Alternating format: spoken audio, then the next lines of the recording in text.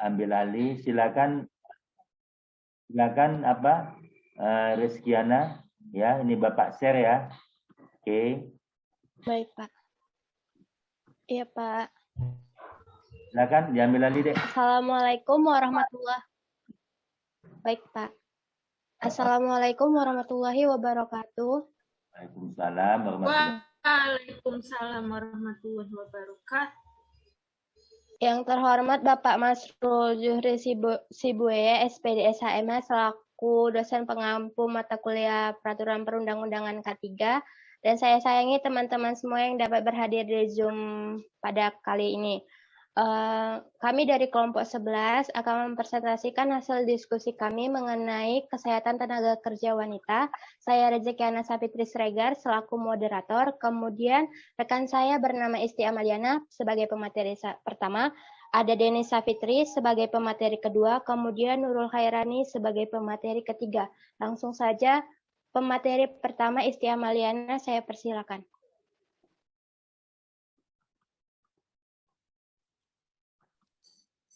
Baik, di sini saya akan menjelaskan tentang beban kerja pada wanita. Menurut surah Al-Baqarah ayat 286 mengatakan bahwa Allah tidak akan membebani seseorang melainkan sesuai dengan kesanggupannya. Nah, faktor yang mempengaruhi beban kerja yaitu ada faktor eksternal dan ada faktor internal. Next, Pak. Nah, jadi di dalam faktor eksternal itu terdapat lama kerja, masa kerja, dan lingkungan kerja. Nah, yang kedua itu ada faktor internal seperti ada jenis kelamin, umur, dan status gizi. Nah, jadi di dalam undang-undang itu ada hak wanita dalam bekerja, yaitu yang pertama ada hak cuti hamil dan melahirkan. Hal ini terdapat pada pasal Undang-Undang Nomor 13 Tahun 2003 Pasal 82. Dan yang kedua ada hak perlindungan selama masa kehamilan. Ini terdapat pada Undang-Undang Nomor 13 Tahun 2003 Pasal 76 Ayat 2. Dan ada hak cuti keguguran. Ini terdapat pada Undang-Undang Nomor 13 Tahun 2003 Pasal 82 Ayat 2, dan ada tentang biaya persalinan. Ini terdapat pada Undang-Undang Nomor 3 Tahun 1992. Dan yang kelima ada pemutusan hubungan kerja dengan alasan khusus. Ini terdapat pada Undang-Undang Cipta Kerja Pasal 153 Ayat 2. Saya kembalikan kepada moderator. Baik, kepada pemateri kedua, Denis Sapitri, saya persilakan. Baik, terima kasih moderator. Selanjutnya, kondisi biologis pada wanita bekerja.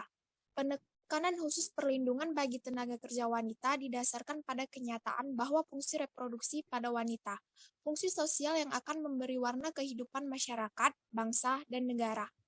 Tujuan perlindungannya untuk menjamin berlangsungnya sistem hubungan kerjasama harmonis tanpa disertai adanya tekanan dari pihak yang kuat kepada pihak yang lemah.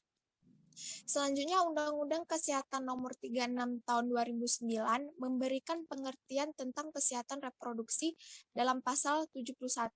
Kesehatan reproduksi merupakan keadaan sehat secara fisik, mental, dan sosial secara utuh, tidak semata-mata bebas dari penyakit atau kecacatan yang berkaitan dengan sistem, fungsi, dan proses reproduksi pada laki-laki dan perempuan.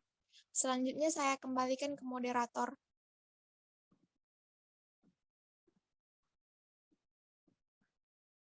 Baik, terima kasih kepada Denis Sapitri. Materi selanjutnya akan disampaikan oleh pemateri ketiga, yaitu Nurul Khairani. Kepada Nurul, saya persilakan. Terima kasih kepada moderator. Berikutnya ada D. Peran ganda wanita bekerja.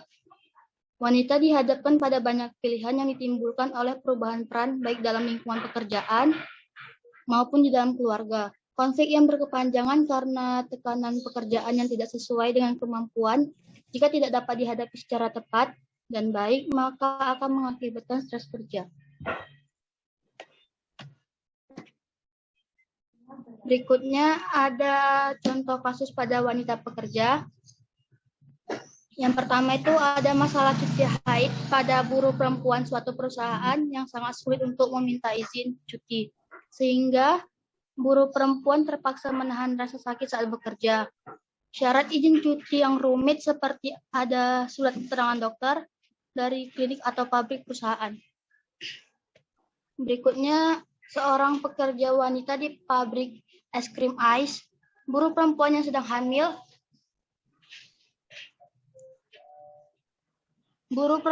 sedang hamil, baru bisa non-shift atau tidak bekerja kalau usia kandungannya sudah 7 bulan. Sebelum itu masih harus angkat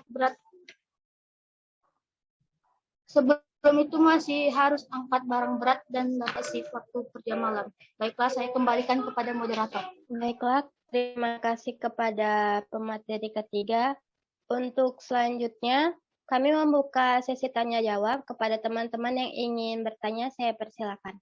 Silakan adik-adik.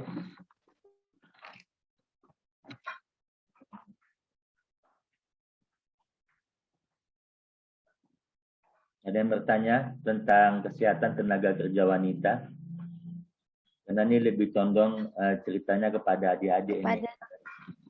Silakan adik-adik. Kepada teman-teman yang ingin bertanya, saya persilakan. Silakan yang mau bertanya tentang kesehatan tenaga kerja wanita. Izin bertanya, moderator. Ini yang bertanya siapa, Dek? Iya, Elsa. Elsa, Pak. bukan? Oke. Silakan, Elsa. Baik, kepada saudari Elsa, saya persilakan. Terima kasih, moderator. Ya. Sebelumnya, Assalamualaikum warahmatullahi wabarakatuh. Saya Saputri Waalaikumsalam. Saya Saputri Andayani Sregar ingin bertanya kepada pemakalah mengenai ibu hamil yang sedang bekerja di sebuah kantor atau perusahaan yang sedang mengejar target bulanan. Jika seorang pekerja perempuan yang sedang hamil namun memiliki pekerjaan yang tidak bisa ia tinggalkan, dengan kata lain itu pekerjaannya memang harus diselesaikan tepat waktu.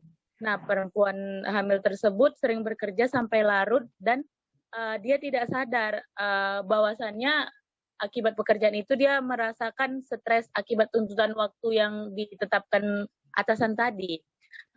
Jika dilihat dengan normal, perempuan itu biasa saja, namun perempuan tersebut merasakan stres yang berpengaruh pada kandungannya. Dan atasan tersebut juga tidak aware kepada perempuan tersebut. Nah, pertanyaannya, jika terjadi apa-apa pada kandungannya, siapakah yang patut disalahkan? Dan jika atasan yang salah, apakah sanksi yang didapatkan? Lalu, apakah pekerja tersebut masih dapat bekerja di tempat itu? Nah, gitu. Terima kasih, moderator. Cukup bagus. Sama-sama, terima kasih kepada saudari Elsa. Cukup bagus. Nah, Baik, apakah ada lagi yang ingin bertanya? Saya persilakan. Izin bertanya, moderator. Siapa, Dek? Siapa dulu tadi? Izin bertanya, moderator. Nurul. Siapa ini? Tiwi? Nurul Hafifah.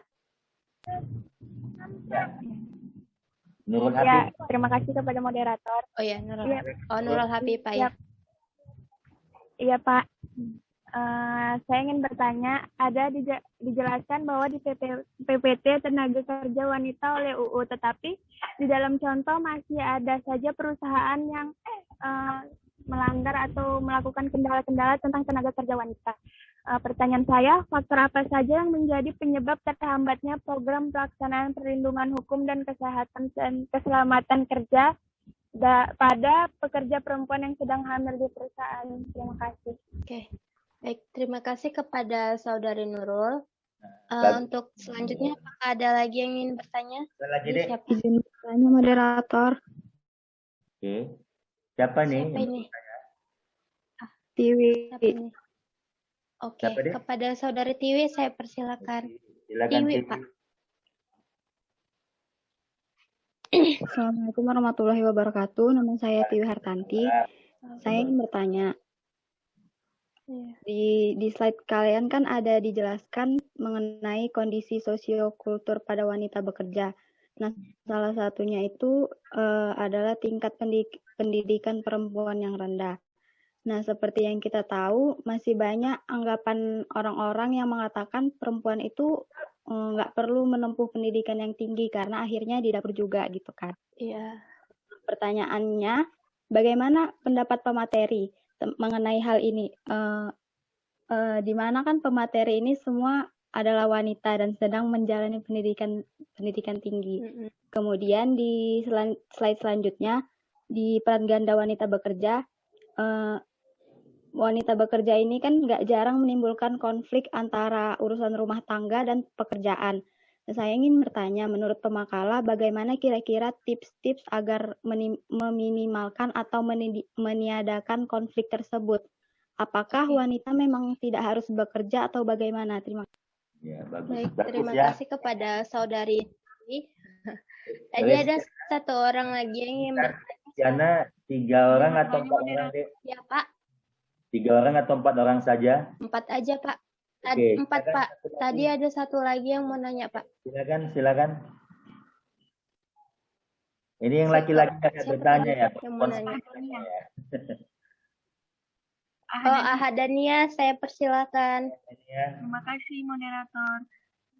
Ya. Saya akan bertanya, menurut kelompok kalian, bagaimana cara yang dapat dilakukan untuk meminimalisir atau mengurangi adanya kejadian stereotip terhadap perempuan di lingkungan masyarakat yang nantinya bisa memunculkan sikap diskriminatif di lingkungan tersebut? Terima kasih. Oke, baik. Terima kasih kepada saudari Ahadania. Terima kasih juga kepada kawan-kawan yang bertanya. Pak, bisa langsung dijawab ini, Pak? Boleh, bagus sekali kalau bisa dijawab langsung. Terima kasih. Ya. Baik. Pertanyaan dari saudari Ahadania akan dijawab oleh pemateri kami, yaitu Isti Amaliana. Kepada Isti Amaliana, saya persilakan. Diulas lagi pertanyaannya ya, Isti. Baik, Pak. Baik,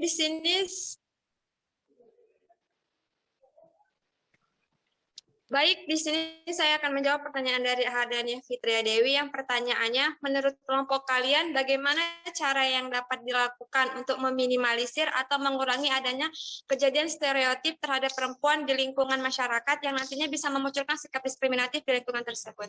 Nah, sebelum kita masuk ke caranya, kita harus tahu dulu diskriminasi apa yang sering didapatkan perempuan di kalangan masyarakat.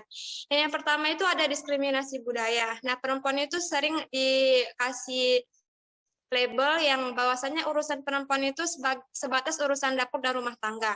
Yang kedua itu ada diskriminasi sosial. Misalnya itu anggapan buruk tentang perempuan yang mengecat rambutnya atau memakai pakaian yang sedikit terbuka atau hingga perempuan yang lebih banyak bergaul dengan lawan jenis. Nah, yang ketiga itu ada diskriminasi fisik. Nah, di diskriminasi fisik ini ada seperti bentuk tubuh, warna kulit, dan jenis rambut. Ini diskriminasi fisik ini banyak dilakukan tidak hanya laki-laki ke perempuan saja, namun perempuan ke perempuan.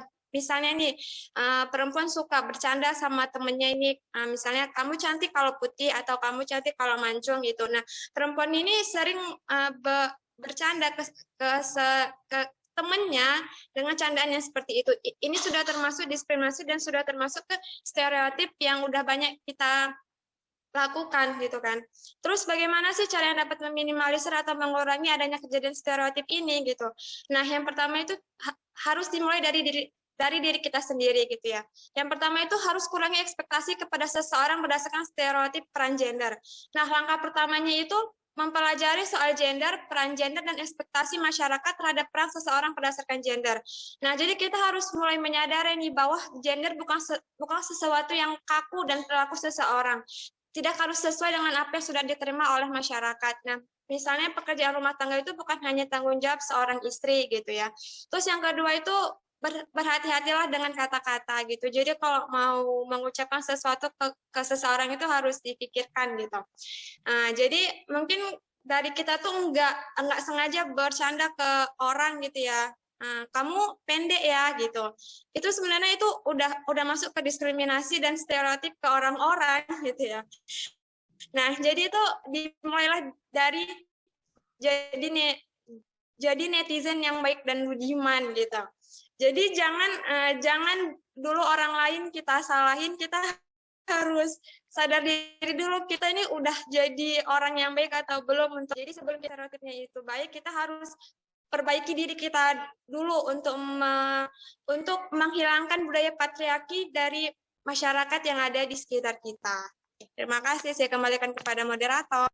Baik, terima kasih kepada Isti atas jawabannya. Gimana Saudari Ahadania atas jawaban yang diberikan Isti? Ahadania?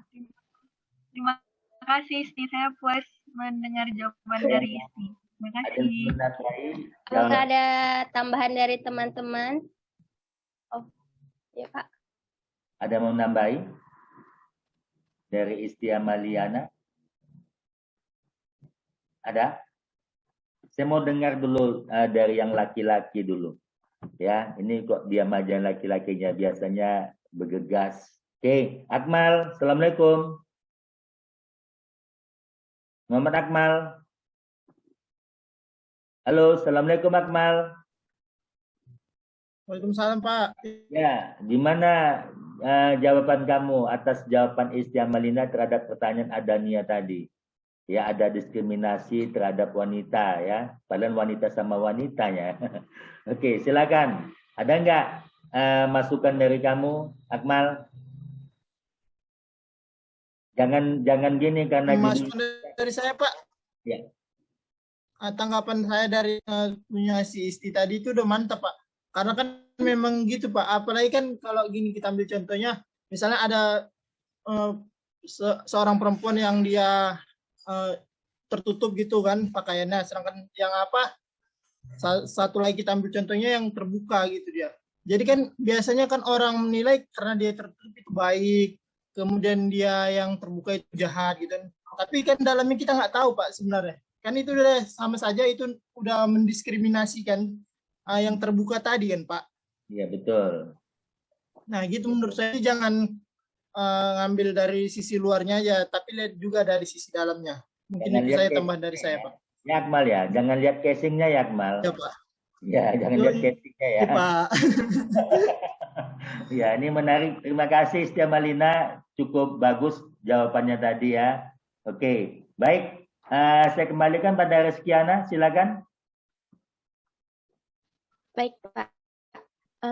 Untuk pertanyaan selanjutnya dari Saudari Tiwi akan saya jawab sendiri. Yang mana pertanyaan Tiwi tadi adalah di slide kalian ada dijelaskan kondisi sosiokultur pada wanita bekerja. Salah satunya ialah tingkat pendidikan perempuan rendah. Nah, seperti yang kita tahu masih banyak anggapan orang yang mengatakan perempuan tidak perlu menempuh pendidikan tinggi karena akhirnya juga akan didapur juga. Pertanyaannya, bagaimana pendapat pemateri di mana pemateri semua adalah wanita yang sedang menjalani pendidikan tinggi? Kemudian di slide selanjutnya, peran ganda wanita bekerja yang tak jarang menimbulkan konflik antara urusan rumah tangga dan pekerjaan. Saya ingin bertanya, menurut pemakala, bagaimana tips-tips agar meminimalkan atau meniadakan konflik tersebut? Apakah wanita memang tidak harus bekerja atau bagaimana? Nah, jawaban saya, menurut mindset tentang wanita itu tidak boleh menjalankan pendidikan tinggi itu, kalau menurut saya itu mindset yang salah. Dimana kan kita di sini ada kesetaraan gender, tidak hanya laki-laki saja yang mewajibkan yang harus memiliki pendidikan tinggi. Wanita juga bisa berperan penting. Jangankan berpendidikan tinggi, menjadi seorang pemimpin aja wanita bisa gitu. Apabila memang ada jiwa skill kepemimpinannya jika dalam wanita tersebut gitu. Kemudian terutama lagi gini, wanita ini kan nanti pada akhirnya dia akan menikah, juga akan menjadi seorang ibu. Nah, pendidikan tinggi, ilmu yang tinggi itu sangat penting karena nanti di sini wanita akan menjadi madrasah pertama bagi anak-anaknya. Jadi kalau misalnya seorang ibu memiliki ilmu pengetahuan yang tinggi, nanti seorang ibu itu akan pandai dia mengarahkan anak-anaknya itu kemana, ke arah yang baik gitu. Coba kita sebagai wanita yang nggak punya pendidikan tinggi, nggak ada moral, kemana nanti kita akan membangun generasi bangsa ini gitu. Nanti gimana ya, kita nggak akan bisa menciptakan generasi bangsa yang memiliki attitude, sopan santun, berilmu, pengetahuan tinggi. Jadi menurut saya itu mindset tentang wanita itu kewajibannya hanya dapur kasur aja, itu salah mindsetnya. Kalau menurut saya itu memang si mindset itu banyak beredar di kalangan masyarakat dan susah untuk dihapuskan. Cuman kalau menurut saya pribadi sendiri, wanita wajib kalau misalnya dia memiliki kemampuan untuk melanjutkan pendidikan tinggi, wajib dia untuk mengejar karirnya. Terus wajib untuk melakukan melakukan studi ke perguruan tinggi selanjutnya gitu. Kemudian masalah konflik rumah tangga antara pekerjaan, itu berarti konteksnya gini, dia seorang ibu rumah tangga, tapi seorang wanita karir juga gitu. Dan dia memiliki, kalau saya bilang ini work family conflict, di mana apabila ada konflik di rumah itu pasti nanti kebawa ke pekerjaan. Kalau menurut saya sih gini, itu kembali ke komitmen antara si wanita ini dengan suaminya. Dia harus meminta izin dulu kepada suaminya, boleh nggak dia bekerja gitu. Kalau misalnya dapat izin dari suaminya, dia boleh bekerja dengan catatan, dia tidak melupakan kewajibannya pada dirinya sendiri, kewajibannya pada rumah tangganya, dan kewajibannya pada dunia pekerjaannya. Apabila dia tidak bisa mengeimbangi ke semua itu, dia harus pilih salah satu. Apakah dia harus mengorbankan karirnya, atau dia harus mengorbankan rumah tangganya. Kalau menurut saya pribadi, kalau misalnya dia tidak bisa mengontrol, membalancekan antara dunia pekerjaan dengan dunia rumah tangga, kalau saya pribadi, saya lebih memilih ke rumah tangga. Karena untuk apa saya memiliki karir bagus kalau rumah tangga saya hancur gitu. Bagus saya memilih rumah tangganya yang bagus, meninggalkan karir gitu. Lagi pula kan kalau misalnya dapat suami gitu, dia bisa memenuhi semua kebutuhan kita, ya berlebih-lebih gitu. Ya buat kenapa tidak gitu? Kita berhenti dari karir kita. Bagaimana Saudari Tiwi atas jawaban saya? Gimana Tiwi? Halo Tiwi. Mana nih Tiwi? Tiwi. Ya, Pak. Coba tampilkan dulu Ya, Pak. videonya Tiwi, yang mana nih orangnya nih? Tiwi Artanti. Iya, bagus ya. Terima kasih Tiwi ya. Pertanyaan kamu tuh cukup lugas dijawab oleh Reskiana. Saya senang pagi ini ya. Cukup menarik kuliah pagi ini, cukup bagus ya. Diskusi dan tanya jawabnya. Oke, saya mau tanya dulu nih. Pada yang laki-laki ini diam-diam saja nih. Biasanya muncul ya sepak terjangnya. Saya tanya kepada Wawan. Halo, Assalamualaikum. Wawan. Halo, Wawan. Waalaikumsalam, Pak. Ya, tolong buka videonya gimana, Wawan? Atas pertanyaan siapa tadi, jawaban Reskiana terhadap si Tiwi, gimana? Ada tambahan dari Wawan, kita yang laki-laki ini? Saya sangat setuju lah Pak jawaban dari Rezekiana soal mengimbangi masalah karir dan rumah tangga. Cuman yang saya tahu lah gitu ya Pak, banyak kasus lah gitu terutama di Indonesia ini Pak, soal yang nggak bisa ngimbangi itulah Pak. Misalnya kayak semakin tinggi ilmu perempuannya, tinggi pendidikannya, jadi dia bekerja jadi lupa sama kewajibannya jadi seorang ibu rumah tangga, jadi ibu untuk anak-anak gitu Pak. Jadi banyak konflik jadinya Pak, konflik itu menimbulkan pertikaian juga gitu mungkin, karena nggak bisa ngimbangi yang seperti dibilang Rezekiana, karena kan mungkin nggak semua mindsetnya sama kayak Rezekiana gitu kan, dan nggak semua bisa imbangi gitu. Jadi solusinya pun saya kurang tahu Pak, karena masih tinggi kasusnya gitu Pak. Ya, oke. Bagus, baik. Terima kasih Wawan ya. Jadi kalau saya bilang ya apa yang disampaikan oleh Reskiana tadi berpulang kepada kita masing-masing ya. Tapi kalau kita memang lihat di lapangan, memang itu yang sering terjadi. Memang benar sih wanita itu dianggap sebagai kelas 2, laki-laki menganggap dirinya kelas 1 ya.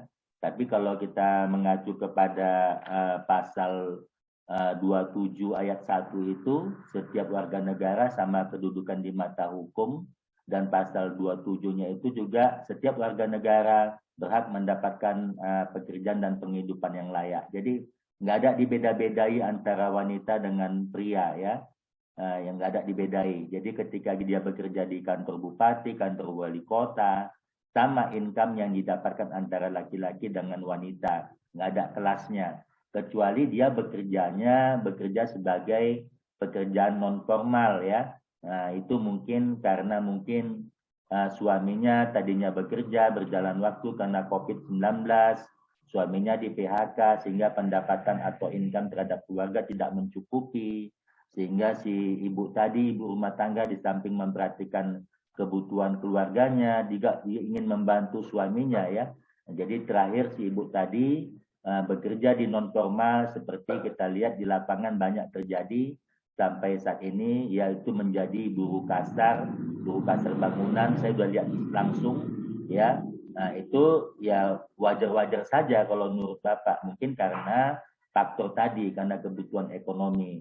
Tapi perlu kita garis bawahi di sini ya, supaya adik-adik yang wanita tidak merasa dianggap kelas 2 sama ya.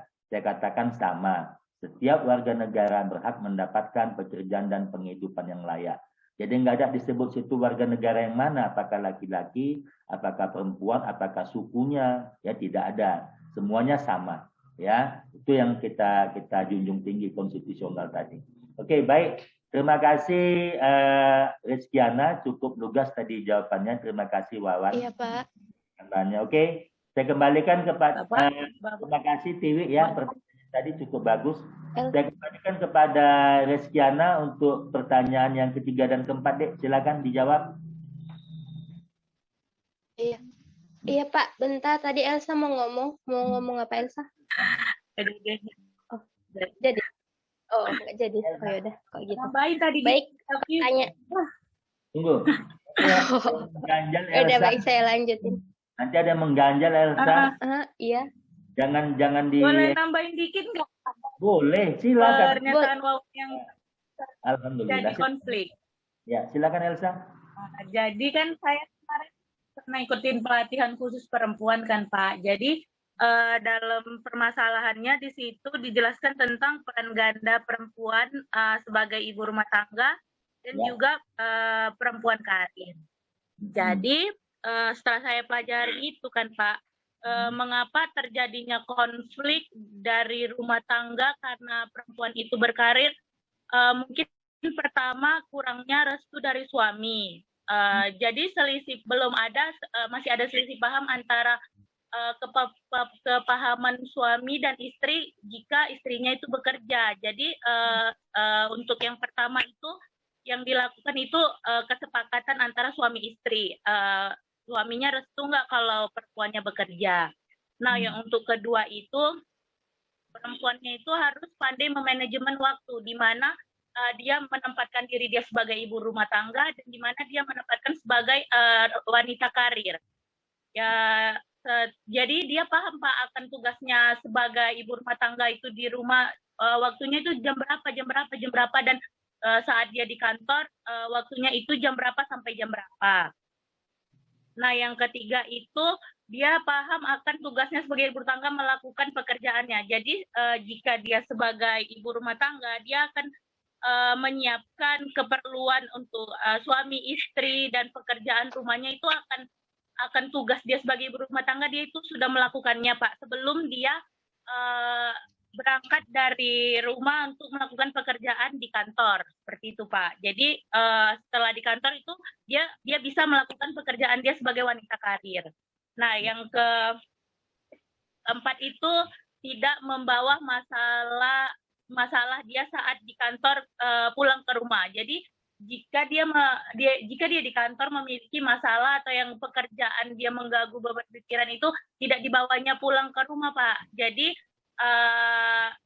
waktu di kantor itu berpikiran di kantor dan waktu di rumah itu berpikiran untuk keluarga. Seperti itu Pak. Jadi cara itu sangat manajemen konflik dalam rumah tangga saat perempuan melakukan peran ganda sebagai ibu rumah tangga atau sebagai wanita karir. Dan sedikit Pak, kalau ditanya kenapa perempuan harus menuntut ilmu tinggi, seperti yang dijelaskan sama Rizkiana, kalau perempuan itu madrasatul ulah untuk anaknya, karena kita sebagai perempuan akan melahirkan satu generasi.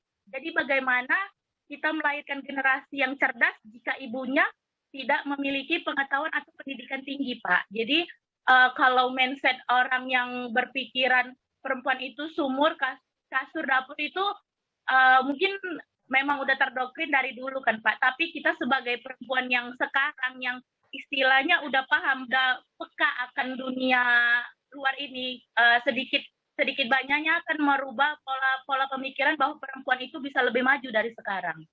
Seperti itu, Pak. Wah, makin Saya mantap. kembalikan. Ini kita diskusinya udah seperti Saya bisa nambahin dikit, Pak. Oke, silakan Novia. Makin panjang ya. Udah kayak ini, Mbak. Kalau Ini menurut saya, Pak, ya silakan. kalau saya, Pak, tentang masalah yang dibawa ke rumah itu, sebenarnya masalahnya yang gimana dulu. Kita kan punya partner hidup, ya kan, itulah suami kita. Apa salahnya kita bisa sharing kepada suami kita apa yang ada masalah di kerjaan, jadi bisa bertukar pikiran, Pak, untuk lebih baik ke depannya gimana. Jadi nggak semuanya tentang masalah itu harus dibawa ke rumah. Bisa juga kita menuangkan apa isi hati kita kepada partner hidup kita gitu, Pak. Jadi ya itu memang tergantung ke orangnya lagi gitu kan, Pak. Dia menanggapi masalah itu kayak mana. Jadi menurut saya kalau masalah itu gimana ya? Masalah itu nggak semena-mena kita harus marah-marah gitu. Udah pulang ke rumah harus marah-marah. Kan kita bisa bicara dengan baik-baik dengan partner hidup kita gitu, Pak. Begitu maksud saya. Oke, bagus. Pak, ini Dari Ya, terima kasih ya. Oke, baik. Udah cukup bagus ini diskusi pagi ini. Saya angkat ya jempol untuk yang adik-adik pertemuan terakhir. Ini kalau boleh bisa dibuat webinar judulnya tenaga kerja wanita. Ya, kita boleh angkat ini judul ini kalau dijadikan webinar itu nanti bisa Reskiana itu saya lihat ada buat penelitian di statusnya, boleh berkolaborasi dengan kawan-kawan kita ini. Ya, kita buat webinar kecil, undang teman-teman yang Winsu atau gimana lah gitu supaya bagus. Oke, baik. Saya kembalikan pada Reskiana untuk pertanyaan berikutnya, Dek. Pertanyaan yang ketiga dan keempat, tolong dijawab. Iya, Pak. Baik, untuk pertanyaan selanjutnya dari Saudari Elsa akan dijawab oleh Denisa Fitri. Kepada Denisa Fitri, saya persilakan. Silakan, Denisa. Baik. Iya, Pak. Baik, terima kasih pada Ana. Dibuka Saya video akan menjawab pertanyaan dari Elsa. Pak, maaf Pak, mati lampu dari subuh Pak, jaringan susah. Silakan. Baik, dari pertanyaan Elsa yang disampaikan tadi, ada 3 pertanyaan yang disampaikan. Yang pertama, jika terjadi gangguan kehamilan pada pekerja wanita, siapa yang disalahkan? Dan jika atasannya salah, apa sanksi yang akan didapat? Serta apakah pekerja tersebut masih bisa bekerja di tempat itu? Nah, baik. Perusahaan sudah seharusnya wajib menjamin perlindungan bagi pekerjanya, tidak terkecuali bagi pekerja wanita hamil. Untuk tugas pekerjaan yang diberikan, tentu sudah menjadi tuntutan yang harus dilaksanakan. Namun, bila sampai memperkerjakan wanita hingga larut malam, tentu tidak boleh dilakukan, terlebih bagi wanita hamil ya. Dan untuk di sini yang disalahkan, menurut saya tidak dapat mensalahkan dari pihak manapun. Karena dari pihak perusahaan sendiri, pekerjaan yang diberikan itu sudah menjadi tuntutan pekerjaan dan wajib untuk dilaksanakan. Dan dari pihak pekerja wanitanya sendiri, itu sudah menjadi suatu konsekuensi yang harus dilaksanakan gitu. Baik dari pekerjaan yang diberikan yang sudah ditentukan. Terus balik lagi di diri sendiri. Kita tuh bisa membagi waktu untuk melaksanakan pekerjaannya dengan baik atau memanfaatkan waktu kerja dengan sebaik-baiknya. Selanjutnya, jika atasan yang salah, apa sanksi yang didapat? Nah, jika sampai terbukti bahwa pengusaha atau perusahaan mengabaikan keselamatan dan kesehatan para pekerja, terkhusus bagi para pekerja wanita hamil, yang dapat mengganggu kesehatan ibu dan janinnya, atau bahkan sampai mengalami keguguran, maka akan dikenakan sanksi pidana berupa kurungan paling lama 6 bulan dan denda paling banyak 50 juta. Ini termuat pada pasal 85 ayat 1 Perdakap Bekasi nomor 4 tahun 2016. Selanjutnya, pertanyaannya, apakah pekerja tersebut masih bisa bekerja di tempat itu? Tentu jawabannya bisa, karena perusahaan tidak dapat memaksa seseorang untuk mengundurkan diri karena hamil. Karena kehamilan bukanlah alasan memberhentikan pekerja, sekalipun sudah ada perjanjian tertulis yang sudah dimuat gitu kan. Pengunduran diri harus didasarkan pada kemauan dari pekerja sendiri. Ini termuat pada pasal 154 huruf I Undang-Undang Nomor 11 Tahun 2020 tentang Cipta Kerja Ketenagakerjaan. Jadi kesimpulannya, meskipun dalam perjanjian yang telah dibuat, bahkan itu sudah tertulis dan sudah larang sebelum waktu yang ditentukan untuk berhenti gitu kan. Namun karena hal tersebut bertentangan dengan peraturan perundang-undangan yang ada, maka secara hukum perusahaan tidak dapat memutus hubungan kerja karyawan yang bersangkutan. Selanjutnya saya kembalikan ke moderator. Ada yang mau menambahi adik-adik? Ada yang menambahi jawaban Denisa Fitri atas pertanyaan Elsa tadi, ya? Imam Taufik, Assalamualaikum. Imam Taufik. Imam Taufik. Halo. Ahmad Husin, ada tambahan, Dek? Ahmad Husin. Ahmad Husin. Oke, baik. Saya kembali kepada si Akmal dulu. Akmal, Assalamualaikum Akmal. Akmal, Assalamualaikum. Waalaikumsalam, Pak. Gimana, Dek? Waalaikumsalam, Pak. Jawaban Denisa Fitri tentang pekerja yang wanita hamil? Enggak, Pak. Tidak ada tambahan. Tapi saya setuju sama jawaban yang dipaparkan sama Denisa tadi, Pak. Ya, oke. Oke, baik. Saya mau tanya dulu si Jihad tadi apa nih? Pertanyaan si Jihad. Oh, Jihad Nazri Nasution, ada tambahan Jihad? Nggak ada, Pak. Nggak ada. Oke, baik. Saya kembalikan pada Wawan dulu. Wawan, ada tambahan, Wawan? Ada masukan darimu, Wawan? Tidak, Pak. Udah pas, Pak, tadi. Udah pas. Oke, baik. Baik ya, tadi disampaikan oleh Denisa, katanya boleh nggak wanita hamil ketika dia hamil, ya kemudian dia disuruh disuruh mengundurkan diri, ya boleh tidak? Ya baik. Tadi kata si Denisa itu sebetulnya tergantung dari MOU ya, kesepakatan bersama ketika kita mau masuk bekerja di sebuah perusahaan, kata Undang-Undang Nomor 13 Tahun 2003 itu ada surat keputusan bersama. Ya, surat keputusan bersama itu menyatakan apa. Oke, baik. Kita sambung ya dengan atas jawaban si Denisa tadi. Di atas pertanyaan Elsa ini cukup menarik, bagus pertanyaannya. Ya, bagus juga jawabannya. Ya, kita luruskan ya adik-adik. Mohon maaf ya karena di dalam Zoom ini banyak wanita, saya cuma kasih tahu bahwasannya hamil bukan penyakit ya. Hamil adalah perbuatan yang wajar ya karena itu keinginan atau mungkin tujuan daripada hidup ya untuk meneruskan generasi kita. Jadi bukan penyakit ya. Jadi ketika kita bekerja di sebuah perusahaan, baik perusahaan industri maupun non industri, itu biasanya yang Bapak tahu antara karyawan dengan perusahaan ada surat keputusan bersama atau MOU ya. Artinya surat keputusan bersama itu ada hak dan kewajiban perusahaan, ada hak dan kewajiban karyawan. Tadi sudah disinggung oleh Denisa ya. Jadi ketika tadi si wanita ya hamil, tapi jauh-jauh sebelumnya ya, kalau kata Undang-Undang Nomor 13 tahun 2003 pada pasal 81 itu ya, hamil itu diberikan cuti sebelum hamil 1,5 bulan dan cuti setelah hamil ya, setelah melahirkan 1,5 bulan, itu hak wanita.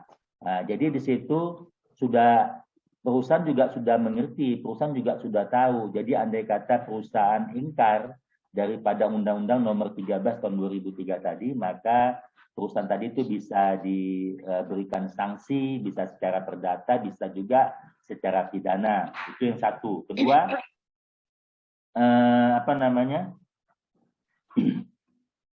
pada Undang-Undang Nomor 13 tahun 2003, tenaga kerja itu pada pasal 76 tidak boleh memberikan karyawan bekerja di atas jam 23 sampai jam 7 pagi ya. Itu sudah komitmen juga, perusahaan juga sudah mengerti itu, nggak mungkin nggak gitu. Jadi kalau andai kata ada perusahaan yang mempekerjakan wanita, terutama yang wanita hamil sampai bekerja larut malam, itu bisa ditindak pidana secara hukum ya. Oke, kemudian tadi juga disampaikan oleh si Denisa ya, saya kurang ingat tadi pasalnya, kalau nggak salah pasal 85 ya, bisa didenda atau dipidana 6 bulan dengan denda 50 juta rupiah. Jadi perlu kita ingatkan kembali, hamil bukan suatu penyakit ya, tak tolong itu.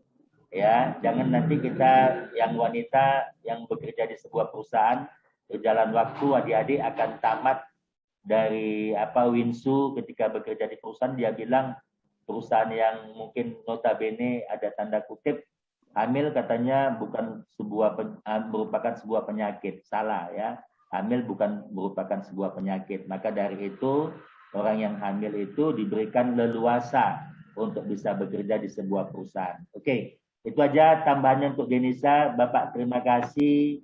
Ya, jawaban Denisa cukup bagus, cukup baik. Saya kembalikan kepada Reskiana untuk jawab pertanyaan satu lagi, Dek. Silakan. Baik, Pak. Untuk pertanyaan dari Saudari Nurul Hafifah akan dijawab oleh Nurul Hairani. Kepada Nurul Hairani, saya persilakan. Baiklah, terima kasih pada moderator. Di sini saya menjawab pertanyaan dari Nurul Hafifah. Tadi Nurul Hafifah bertanya, ada dijelaskan di PPT bahwa tenaga kerja dilindungi oleh undang-undang. Tapi di dalam contoh masih ada perusahaan yang melanggar tentang tenaga kerja wanita. Faktor-faktor apa saja yang menjadi penyebab terhambatnya program pelaksanaan perlindungan hukum dan keselamatan kerja pada pekerja perempuan yang sedang hamil di perusahaan? Terdapat beberapa faktor yang menyebabkan peraturan K3 tentang wanita hamil di perusahaan tidak berjalan dengan baik. Yang pertama itu faktornya para pekerja kurang mengetahui atau tidak mengerti akan kewajiban yang dimilikinya seperti perlindungan diri. Yang kedua itu adanya perjanjian atau kesepakatan bersama antara pihak perusahaan dan para karyawan pada saat mereka ingin memulai pekerjaan. Yang ketiga itu biasanya para pekerja wanita ini tidak berani melaporkan kasus pelanggaran hak yang menimpa pada dirinya. Yang ketiga itu wanita merasa jika mereka melaporkan kasus atau pelanggaran pada dirinya, takut mereka kena masalah pada perusahaan tersebut. Bisa diambil contoh pada jurnal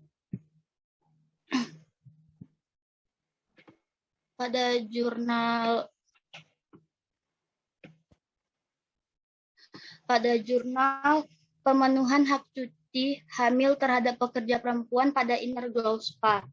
Pada jurnal tersebut menjelaskan pelaksanaan cuti hamil atau melahirkan pada Inner Glow Spa melanggar hak-hak pekerja. yang disebabkan banyak pekerja tidak mengerti hak dan kewajibannya, sehingga banyak pekerja yang merasa dirugikan oleh pengusaha serta adanya faktor ekonomi.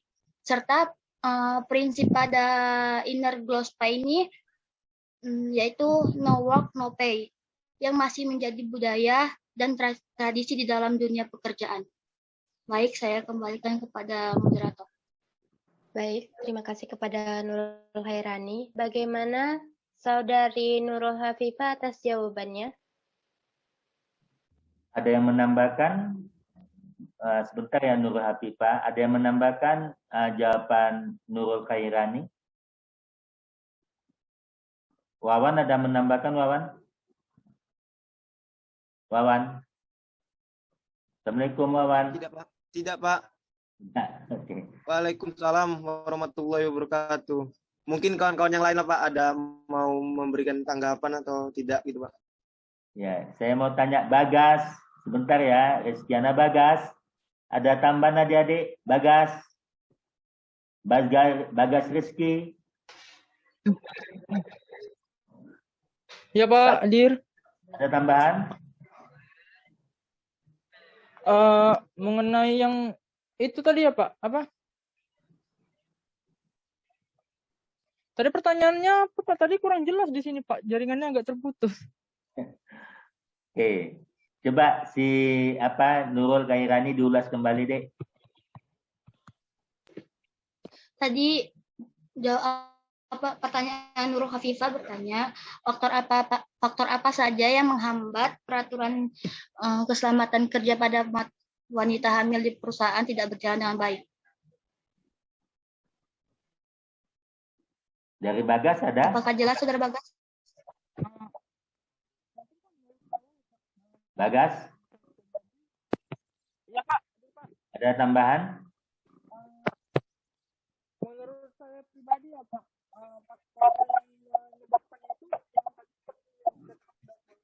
Tidak jelas Bagas. Mic-nya didekatkan, speakernya didekatkan Bagas. Apakah sudah jelas Pak? Belum. Coba sampaikan lagi. Tadi nggak jelas.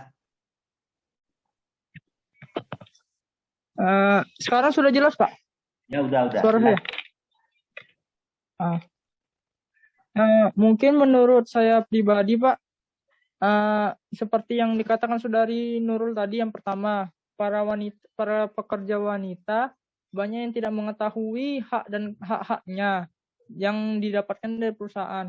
Yang kedua Pak, banyak masih para pemilik perusahaan atau yang orang yang berada di atas itu hanya mencari keuntungan saja Pak, tidak memikirkan nasib dari karyawannya, terutama para wanita. Karena kan para wanita ini kan Pak bisa dibilang cukup berbeda, cukup spesial ya Pak dibandingkan laki-laki, karena mereka punya misalnya menstruasi bulanan, baru kehamilan, dan mungkin mereka menganggapnya itu sedikit merepotkan mungkin ya Pak, karena pasti kan tetap akan banyak cutinya gitu Pak tiap bulannya. Jadi menurut saya karena itu Pak, mereka itu kayak menyamaratakannya dengan yang pria Pak, agar mereka merasa tidak dirugikan gitu loh Pak.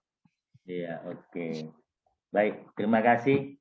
Saya mau tanya kembali kepada Nopialani. Ada tambahan Nopialani?